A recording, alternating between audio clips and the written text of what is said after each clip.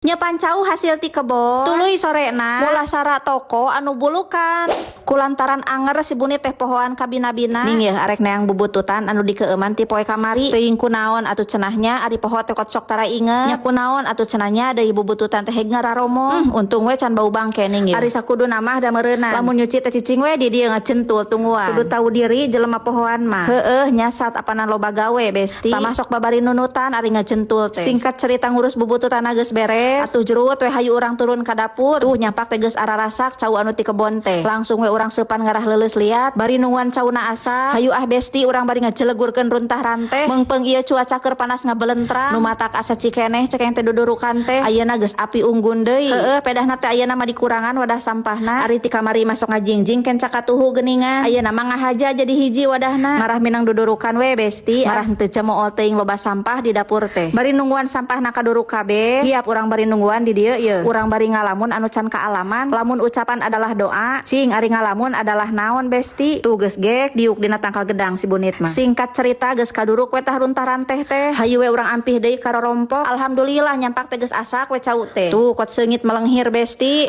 tuluy we urang asaan itung-itung sarapan we besti lumayan keur ngajejelan beuteung bismillahirrohmanirrohim tuh pan jadi leuleus liat ari diseupan heula mah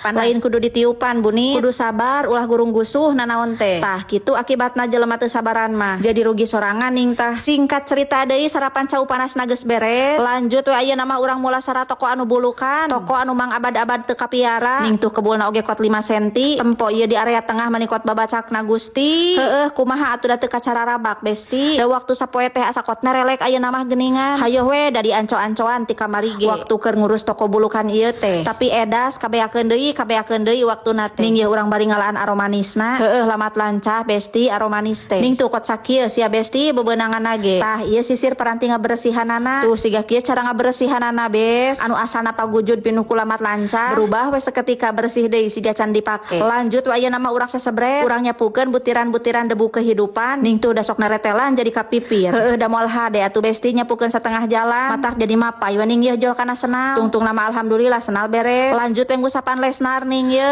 paya ulah kot rewok teuing we besti ulah kot kanal teuing kitu tah kebulna atuh geus beres mah ulap-elap kaca langsung we urang ngusapan panincakan ngarah leumpang teh henteu kot carpel dampal suku teh ieu mah paya we besti beberes teh ulah kot hawuk teuing dari sakuduna mah dielapan hiji-hiji barangna teh tapi kan bae we lah nung tuh tah ieu samemeh dikepel teh urang semprot heula cairan pembersih multifungsi antivirus antibakteri wangi lemon sepanjang hari biar kalau aneprok di sini teh tidak bau hapek duduk terasa nyaman tidak arateuh tuh pan lumayan aya warnaan deui ayeuna mah alhamdulillah beberesih toko bulukan geus beres ayeuna